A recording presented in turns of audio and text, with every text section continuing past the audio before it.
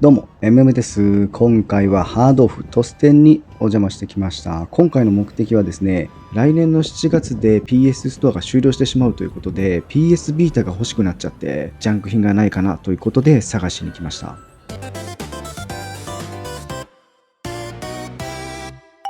せっかくなんで、ちょっとお店の中をね、いろいろ探索しながら、面白いものがないかなっていうのも合わせて探していきたいなと思ってたんですが、早速メインラックにですね、PS ビータを発見しました。これはね、ネットのオフモールの方でも見えてたんで、左スティックが異常ってことで、直せそうな範囲ではあったんですが、ちょっとね、1万5000円ぐらいするんで、もうちょっと本当にジャンクの激しくて安いやつがないかっていうのを見ていきたいと思います。この辺 PSP とかね、2000、3000があるんですけど、結構それなりの値段しますよね。この辺はコントローラーとか、PS3、PS4 はまだ持ってないんで、ちょっとね、種類が全然わかんないんですけど、この辺ラックに飾られてるってことは、それなりになんかいいやつなんですかね。メインラックがね、入り口入ってすぐ右にあるんですけど、ここはメインどころっていうかね、何なんでしょうね。一番推してるアイテムが飾られてるって感じで、最新のゲームから、ちょっと古いやつも置いてある感じで、まずはここをご覧くださいという感じでしたね。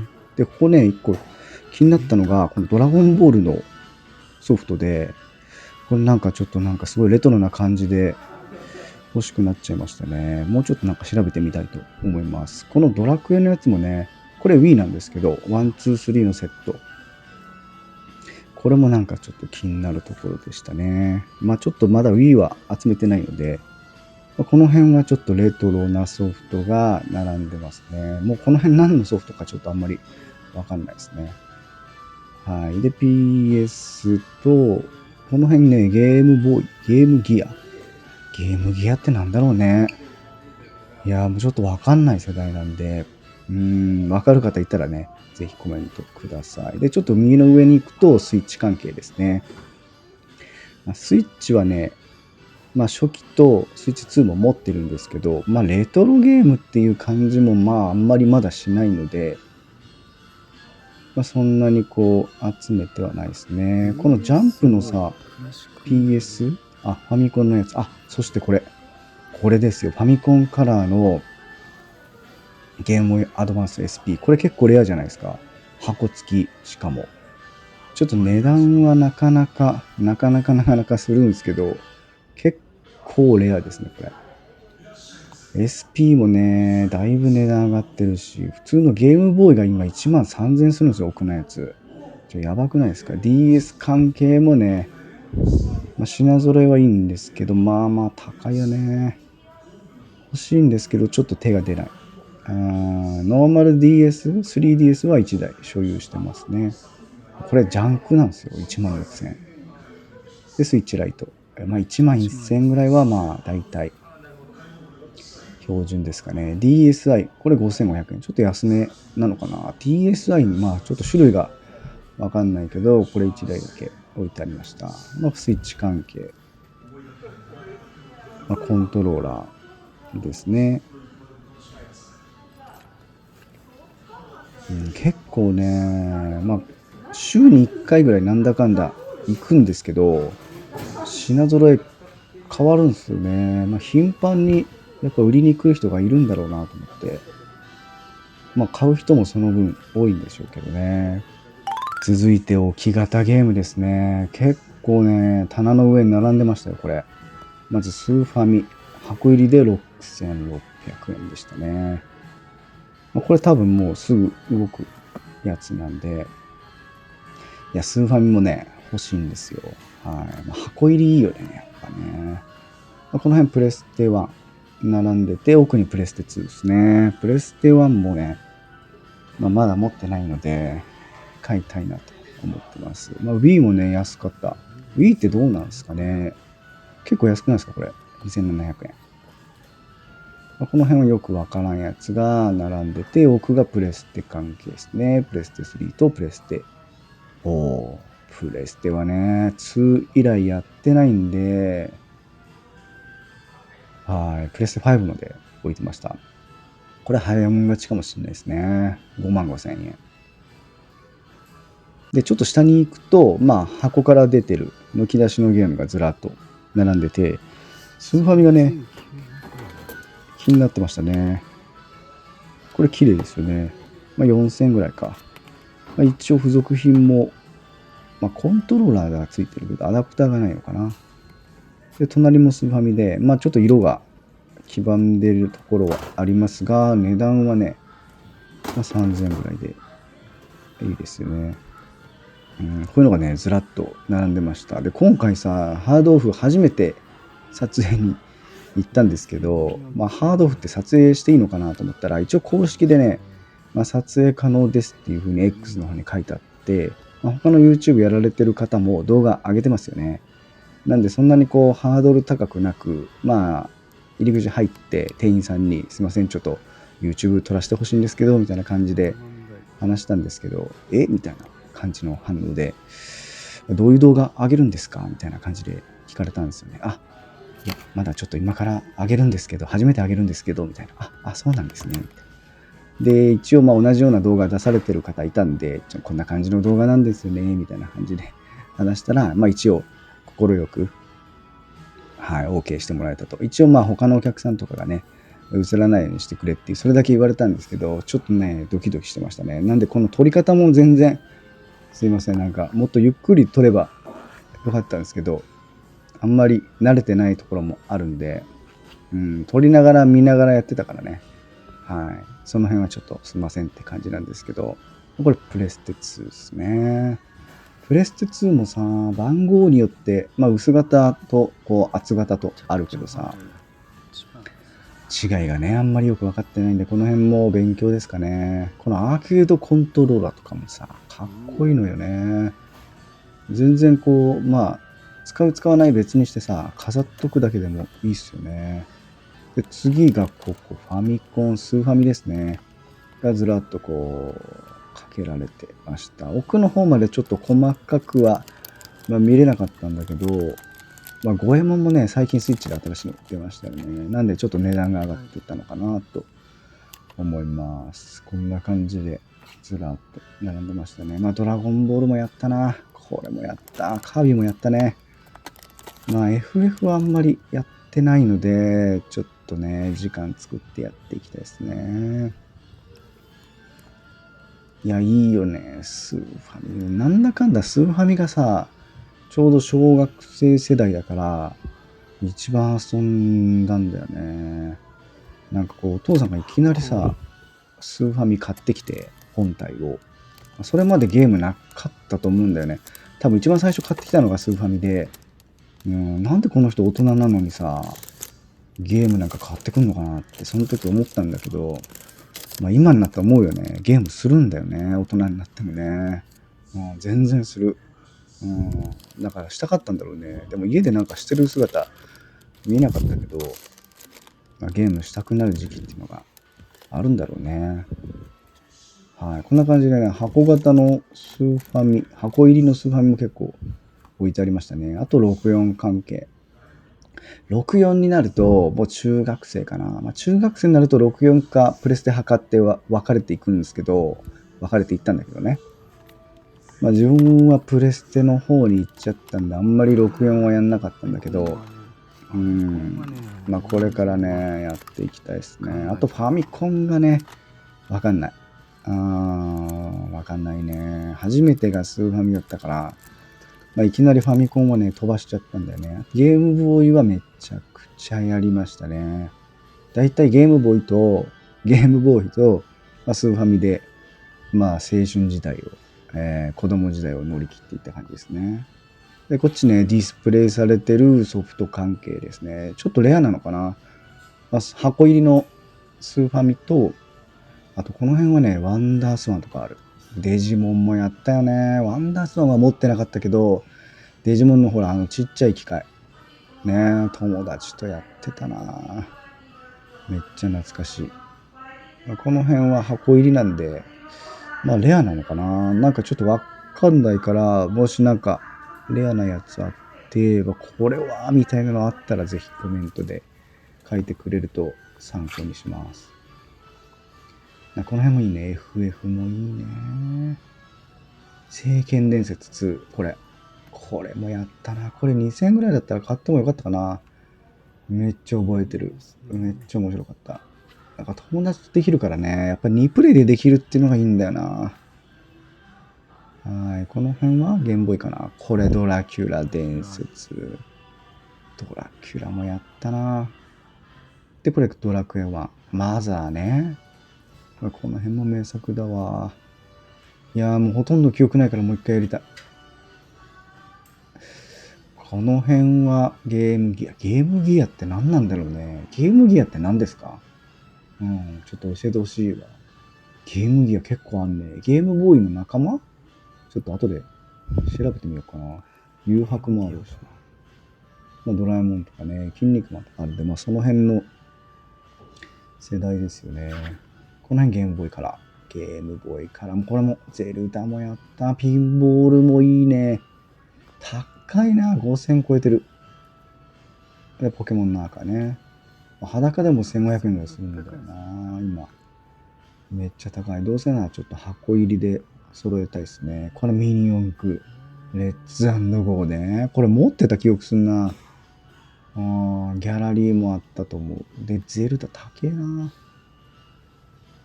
いや、箱入りはね、軒並み高いですね。ゼルダ高いんだね。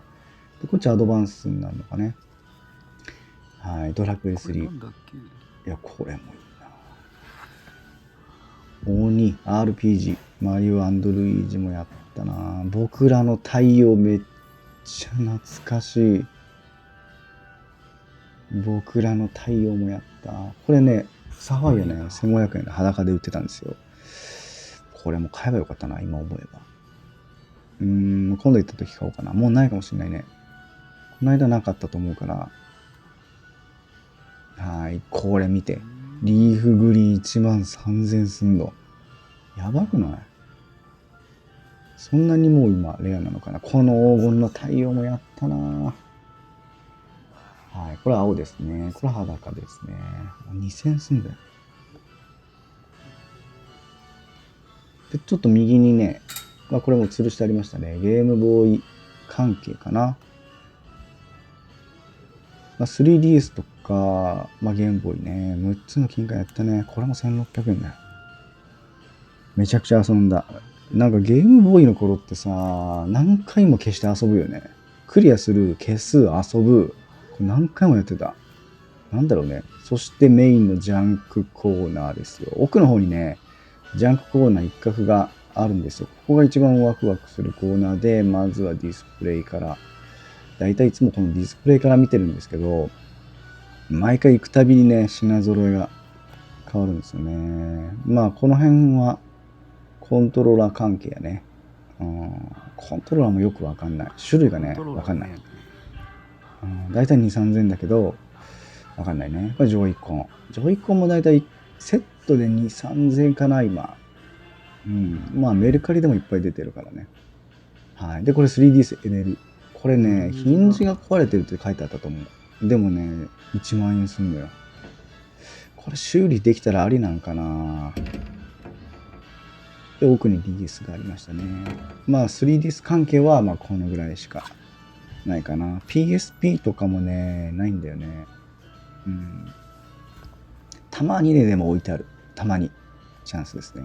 これ、気になったんだけど、ポケモンのさ、ガチッとゲットだぜ。何これ？これもすごい気になるのね。次行ったらちょっと買っちゃうかもしんないな。で、たまごっちね。たまごっちもなんか増殖してる。なんかデジモンとかあったら買っちゃいそうだよね。この辺はね、ゲームじゃないんだけど、ジャンクコーナー全般のね、ディスプレイだから、たまごっちとね、たまごっちも流行ってんのかな、今。子供たちも結構なんかね、レトロがね、好きでね、ゲームボーイとか置いてたらさ、これかわいいねとかやっぱり言ってくるんだよね。なんか一周二周回ってまた人気が出てきてる。で、この辺 Wii U とプレステが置いてありました。で、右に行くと、こんな感じでさ、まあ、ワクワクいっぱいのラックがあるんですよ。で、ここ一番お気に入りのコーナーで、置き型のね、ジャンクが置いたんだよね。ここ毎回品揃えそして違うの。これ Wii ですね。で、隣に64があった。宝の山感、宝の山感マジすげえ。で、64、5000円。ちょっとね、まあ一応一式揃ってんだけど、もうちょっと安ければね。で、コントローラーもちょっとありだったんで、64持ってないんだけど、欲しいですね。で、PS2、はい、ディスク回転せず。で、まあ、これ関係の交換かな。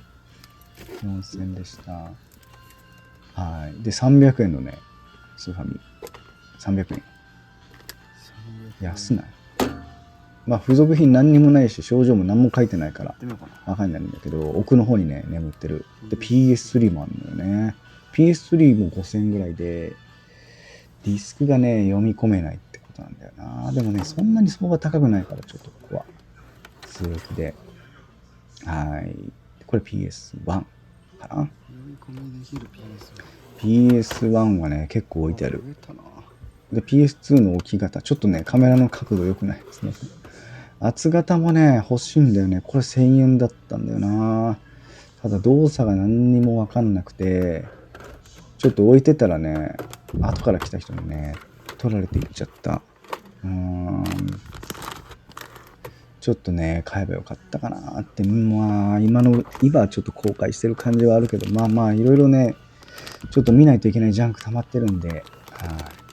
で、この辺が PS と、あとスーファミ関係ね。奥にもね、あんのよ。ちょっとこれ一回避けて、奥にもあんの、ほら。あれプレステだった。プレステじゃないか。スーファミか。スーファミの2000円。ちょっとカメラがあれだけど。はい。で、スーファミとファミコンもありました。ファミコンも1個欲しいね。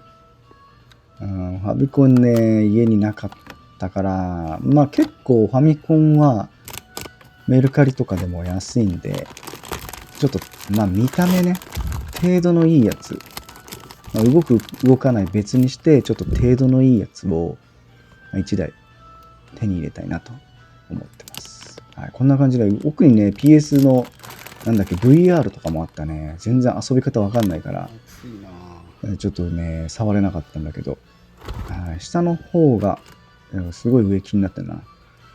で、下の方にね、Wii 関係だね。Wii、ゲームできましたと。Wii は結構投げ売りされてる印象ですね。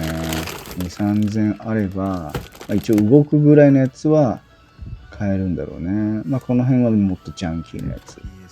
これ500円？これ500円だったよ。PS は。何の症状があるかもわかんないけど、重ねて置いてあったね。で、下の方は、ほら、こんな感じ。Wii Fit の台ね、置きがち。みんな運動したいんだろうね。まあ、うちもあったんだけど、全然運動しない。とりあえず買ったけど、まあ、置いてあるっていうのがいっぱいあったね。もうね、来るたびにさ、品揃え変わるから、ほら、興奮してんだよ。で、隣に行くと、まあ、コントローラー関係。もう何が何やら分からんのがいっぱいあったんで、まあ、この辺はね、ちょっと映像を見ていただければと。はい、ジョイコンがね、投げ売りされてましたね。隣が PS のコントローラー関係だな。まあ、なんかこの辺も互換品とか結構多いんで、よくわかんないんだけど、ほら、ワイヤレスなやつってさ、どこから使えるんだっけ？ PS3？PS4？ その辺もあやふやなんだよな。で、この間買った PS のコントローラーがね、なんかね、ボタンが動かなくて、まあ、300円で買ったから、あれなんですけど、ちょっと新しいのないかなっつって、これ出してもらうのを探してましたね。めっちゃあんのよ。もうよくわからんやつ。ずーっと探してるでしょ。1000円とか置いてあるね。全てのコントローラーがここに詰まってる。で、平日のさ、10時に行ったんよ。開店時間10時なんだけど、もうお客さんね、車でね、待機してたね、駐車場で。もう今か今かと開店を待ってたから、これはね、もう YouTuber なんじゃないかなと、同じく。なんかね、そんな感じで思ってますね。こうやって撮ってるとさ、チラチラ見られるけどね、店員さんから聞かれた時も、もうなんかこう自信持ってね、いや、私このチャンネルやってるんですよ、みたいな。お、こんなに登録者いるんですかみたいな感じでね、ちょっと仲良くなれたらいいよね。あ、また来てくれたんですね、みたいな。ぜひ、いいやつ入りましたよ、みたいな感じで、なんかいい感じにさ、なんか仲良くなれたらいいっすよね。ここのね、店舗、トス店は、家から一番近くて、だいたい1週間から2週間に1回ぐらいはね、来ちゃってるんですが、今度はもうちょっと下ってね、久留米の方にもたくさんね、お店あるんですよ。ハードオフ以外にも、個人でやってるようなね、ちっちゃいね、お店っていうのはあるみたいなんで、その辺をね、探索していきたいなと思ってます。はい、こんな感じでしたね。結局、ジャンクの PS ビータはなかったんですけど、気になったものはいろいろあったんで、さあ持ち帰ったものをね、見ていきたいと思います。はい、ということで帰ってきました。残念ながら PS ビータは1台しかなかったので、ジャンク品は見つけることはできなかったんですが、せっかく行ったんでね、ちょっとね、いろいろ気になったんで買っちゃいましたので、今回購入したものをね、紹介していこうかなと思います。まずこちら、PS1 ですね。奥のさ、ジャンクコーナーにあったやつを買っちゃいました。袋に入ってたやつだったんで、一応動作確認品ということで、2200円でしたね。一応ね、電源入ってディスクは回るんだけど、読み込めないみたいな状況だったんですよね。なので、ディスク周りのね、清掃とか調整とかで直ればいいなと思って、あとは無理ならレンズ交換とか、その辺ちょっとチャレンジしてみようかなと思います。コントローラーもさ、ついてたし、ケーブルもついてるでしょ。何を隠そう、あとメモリーカードもついてるんだよ、ね、何のデータが入ってんのかなと思って、このワンセットで2200円を買いとくかなと思って、買っちゃいました。はい。で、ソフトもね、ちょっとついでに買っちゃったんですけど、合わせて紹介していくと、これドラクエのね、セブンとチョコボ。ドラクエはね、やったことあるんですよ、これ。ほんと子供の頃ね。リメイクも出たんだけど、リメイクはやってなくて、こんな感じね。当時なんかさ、めちゃくちゃ難しくて、最後の最後までいけなかった記憶があるんだけど、でもこの石板探しがめちゃくちゃ面白くて、当時めちゃくちゃ遊んでた記憶があるんですよね。リメイクもあるんだけど、せっかくなんでこれ使えるようにして遊んでみたいなと思ってます。チョコボはね、やったことない。不思議のダンジョンはね、好きなんですよね。風来の試練とかあるじゃん。あれってさ、ゲームボーイとかでめちゃくちゃ遊んでたんだけど、チョコボのダンジョンはやったことないから、可愛くてね、この見た目がさ、またこれも直ったら遊んでみようかなと思います。ゲーム実況も実は裏でやってたりするんですが、レトロゲームの実況なんかもできたら面白いですね。ということで続いて、じゃん、スーパーファミコンです。これも同じジャンクコーナーにね、奥の方にさ、眠ってたのが1台あったと思うんですけど、一応動作品で、なんかね、音だけ出ないって書いてあったんよね。だから一応そんなにこう、全く動かないとか揺れるじゃないから、なんとかなるかなと思って、しかもケーブル付きでしょ。AC アダプターとコントローラーも2個ついてる。音関係だからこの配線の問題か、赤なんだけど音声はね、この赤の線の問題か、あと本体側かな。本体側の問題か。でもなんか見た感じ、確かに赤い線がちょっといかれてるような雰囲気あるから、この線を変えたらもしかしたら復帰するかもしれないですね。楽しみです。で、今度はこのソフトも一緒に買っちゃいましたね。テスト用なんだけど、ドラクエ好きなんやろね。5ね。ただデータがさ、消えちゃうもんであるじゃん、スーファミは。だからがっつり遊ぶっていうよりはちょっとお試しでやるか、そんな感じかな。なんか今レトロフリークって言ってさ、全然話変わるんですけど、レトロソフトを遊べるでデータも保存できるなんかね機械があるんですって。知ってました？なんか Amazon で見たら2万円以上するんだけど、でもねそのデータが消えないっていうの一番いいよね。やっぱこうレトロゲームを遊ぶにあたって、特にスーファミね、一番の問題はやっぱデータが消えることなんで、何回消えたか分かんないよね。だからせっかく遊ぶならそれも欲しいなって言って、今度ジャンクコーナーとかでも、ハードオフとかでもね探してみようかなと思っております。はい、ということで結果的に PS ビータは手に入れることできなかったんですけど、ハードオフねいろいろ探検して、初めて撮影できたっていうことでちょっと面白かったですね。関係ないものも買っちゃったんだけど、これ欲しかったのでラッキーだったという感じです。またね他のお店にも行ってちょっと撮影してみたいなと思ってますので、こんなお店行ってほしいとかね、このゲームもっと見たいっていうのがあればぜひコメントで教えていただければ嬉しいです。ということで MM でした。ありがとうございました。バイバイ。はい、ということでここからはおまけのアフタートークで、余談なんですけど、今回ね、何度かさ、ハードオフ最近行くようになったんですけど、初めて気づいたのがジャンクのねチェックコーナーがあることなんですよ。知ってました？いやずっとね言ってたのに知らなかったんですけど、動画の中でPS2 の厚い形の黒いやつの1000円のやつがあったじゃないですか。であれを他のおじさんにね取られちゃったんですけどね、どこにか持って行ってたんですよおじさんが。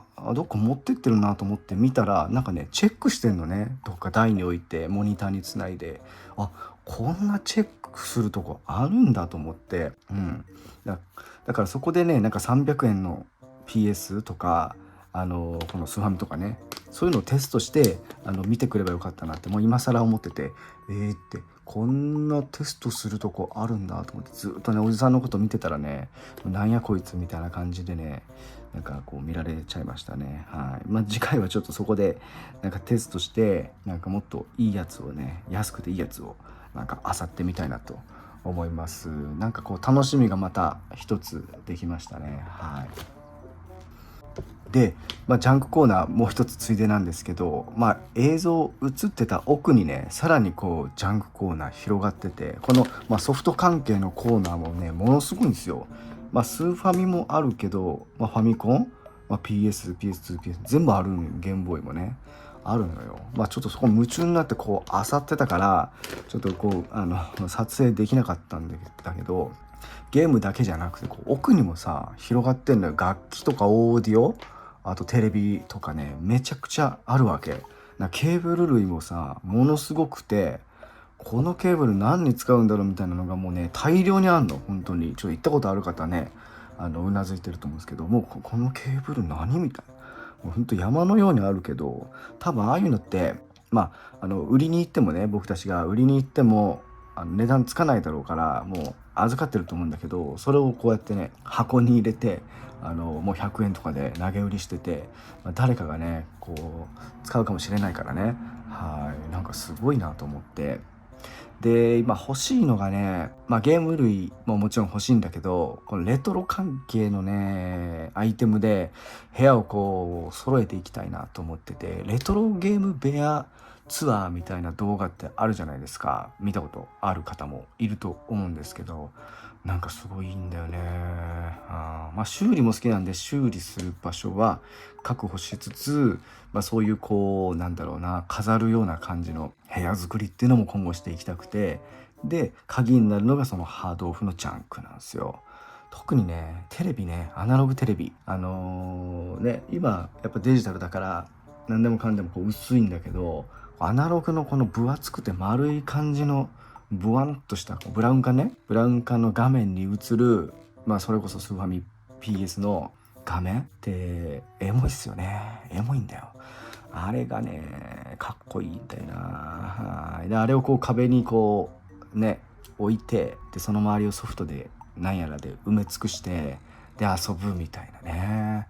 いやちょっとねやっていきたいなと思います。なんで今度からはね、そういうのをこう探索してみたりとか、あと部屋の飾り付けなんかも、動画にしていければと思います。今ねちょっとほんと仕事部屋みたいな殺風景なね L 字のデスクに、モニター2台と、パソコンが雑多に置いてあるような状態なんで、もうちょっとこう綺麗に片付けて、いい感じに飾ってね、もう部屋全体を映してこうね動画作っていけるような環境にしていけたらいいななんて、そんな感じで。ということで今回はそんなアフタートークでした。また楽しみが増えましたというところで、今後もいろんな動画を出していきたいと思います。ここまで聞いてくれた方ありがとうございました。ぜひチャンネル登録、グッドボタンよろしくお願いします。バイバイ。